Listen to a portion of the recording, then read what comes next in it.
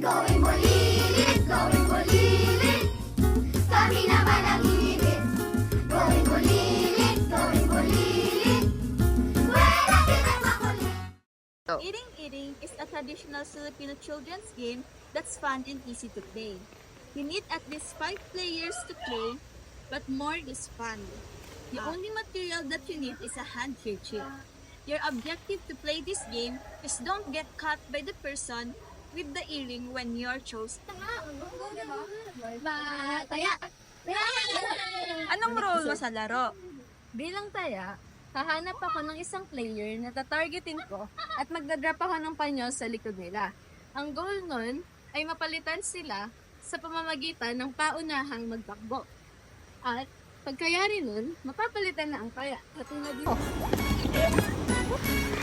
Going bulilit, going bulilit. Kami naman ang inibit.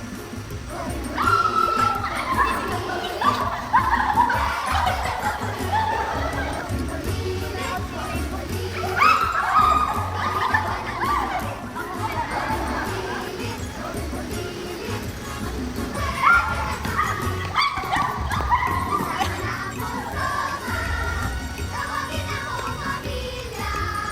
Mas masaya kung sama-sama. Going bulilit talaga. Going bulilit, going bulilit. I Wanna Be a Tutubi is a traditional Filipino game often played by young children. Tutubi means dragonfly in Filipino, and the game mimics the motion and fun of chasing or pretending to be a dragonfly. So there are different local versions, but here's a common and simple way to play. So at least 4 players, but more is better. Yan yung bato ha. 1, 2, 3, Ay, wanabi at tutubi na walang tinatagong bato. Sa nagpulog sa lupa, tinuka ng manok na nanggaling pa sa bundok. Alog-alog natin na bato. Taan mo, tayo mo. Sorry.